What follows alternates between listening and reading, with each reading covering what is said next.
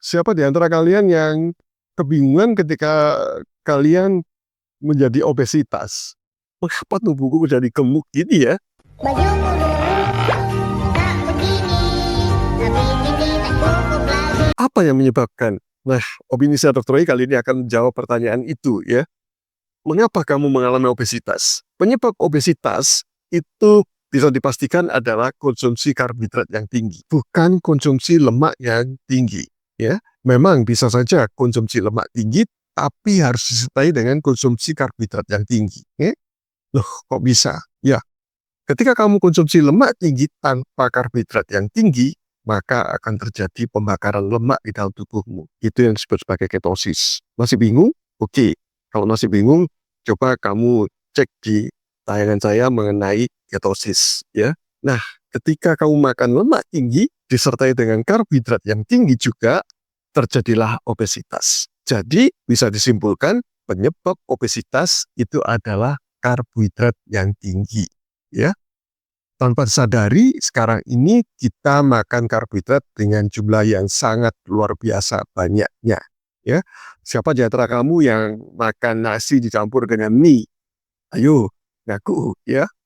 Dicampur juga dengan kerupuk ya.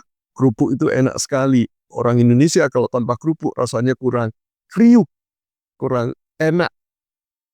Kemudian dicampur juga dengan kentang goreng.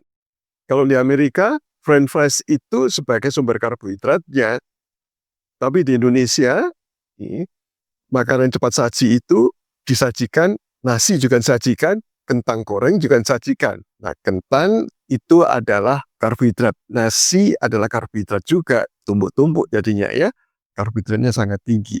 Nah, siapa di antara kamu yang punya hobi makan fast food, ya, itu kadar karbohidratnya sangat tinggi sekali. Perubahan pola makan seperti inilah yang menyebabkan terjadi obesitas. Dan terpaksa nasi yang menjadi bahan makanan pokok kita terdampak negatif juga akhirnya. Karena dia adalah sumber karbohidrat. Ya. Dan nasi menjadi bagian yang menyebabkan obesitas juga jadinya. Ya. Itulah penyebab dari obesitas. Bagaimana ceritanya kok bisa menjadi seperti itu?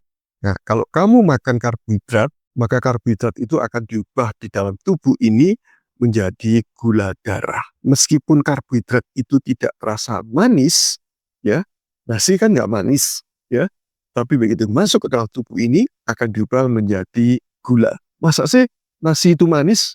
Oke, kalau tidak percaya, coba kamu makan nasi tapi kunyah selama mungkin ya. Kalau teorinya ada 33 kali kunyahan ya. Kalau bisa lebih dari itu, coba kamu itu. Ketika dikunyah seperti itu, maka saliva kelenjar liur kita akan mengeluarkan liur dan itu akan membuat secara enzimatik akan membongkar karbohidrat menjadi bagian terkecil gula dan itu akan terasa manis nanti jadinya. Nasi itu akan terasa manis ya.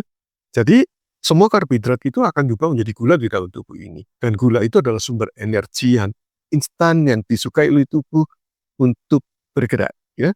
Namun sayang, kamu mager malahan. Ya. Akibatnya gula yang sudah masuk, yang sudah terbentuk itu tidak dipakai. Apakah dibuang oleh tubuh? Tidak. Ya, tubuh sangat sayang dengan apa yang sudah diberikan kepada dirinya. Maka gula ini diubah menjadi lemak ya, sebagai cadangan energi nanti kalau suatu waktu dibutuhkan. Kapan lemak ini dibongkar dibutuhkan? Satu, kalau kamu melakukan puasa yang panjang, misalnya minimal 16 jam, seperti intermittent fasting, ya, atau ketika kamu melakukan diet keto, diet yang rendah karbohidrat, ya, atau jenis-jenis diet yang lain yang penting adalah rendah karbohidrat. Bisa diet karnivor, diet paleo, dan diet sebagainya yang karbohidratnya rendah. Ketika karbohidrat rendah, maka lemak akan dibongkar ya, itulah digunakan cadangan energi yang tadi yang dibentuk dari gula ya. Tapi sayang sekali hobimu makan karbohidrat terus menerus sehingga karbohidrat ini terus ditumpuk jadinya ya, dan tanpa terasa menjadi gemuk. Memang untuk menjadi gemuk itu butuh waktu ya, tidak sekarang makan makanan yang luar biasa karbohidratnya besok jadi gemuk, tidak ya, tetapi butuh waktu kira-kira 6 bulan ya, ataupun 1 tahun, ataupun beberapa tahun baru terasa obesitasnya. Nah, ini juga pertanyaan menarik bagi kamu.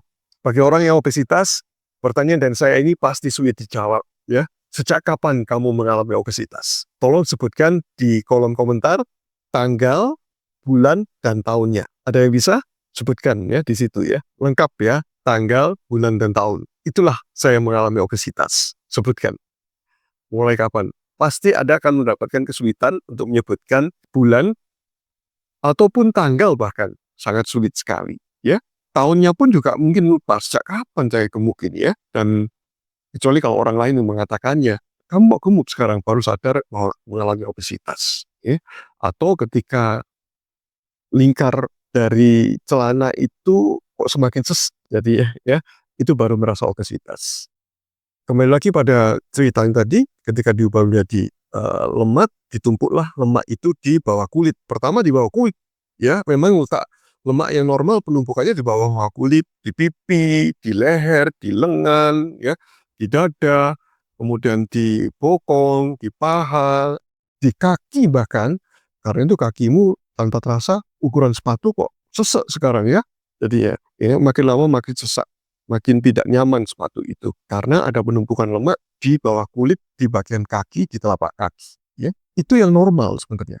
Tetapi makin lama lemak itu juga gudangnya juga makin penuh kan. Akhirnya jaringan lemak gudang yang di sini penjaganya mengatakan stop, gak cukup lagi, gak cukup lagi. Lemak ini sudah penuh ini semuanya. Akhirnya gula tadi itu dikirimlah ke organ-organ di dalam tubuh kita ini, di dalam terutama di bagian perut, di bagian tengah, ya. Mulailah terjadi pengemukan di bagian tengah. Perut membuncit jadinya. Dan itu adalah tanda-tanda yang paling berbahaya. Ketika lemak sudah ditumpuk di dalam perut dengan tanda perut membuncit, ya, maka lemak itu akan dititipkan ke organ-organ di dalam tubuh ini. Pertama yang dititipi adalah liver, hati. Ketika hati sudah penuh kapasitasnya, maka dia kirim ke organ-organ yang lain. Bisa ke organ di dada, jantung, ginjal, pankreas.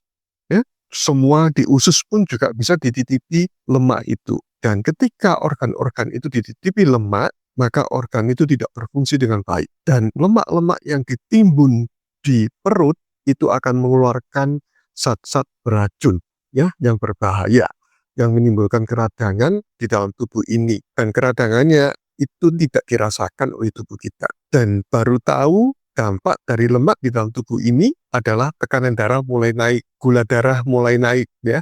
Kemudian bisa juga terjadi serangan jantung karena lemak ditumpuk di pembuluh darah jantung. Dititipkan di sana karena lemak yang di kulit tadi itu di bawah kulit sudah penuh kan, dititipkan di mana-mana. Kemudian bisa juga terjadi serangan stroke karena lemak itu dititipkan di pembuluh darah otak. Bahkan juga bisa terjadi demensia karena lemak dititipkan di otak, ya.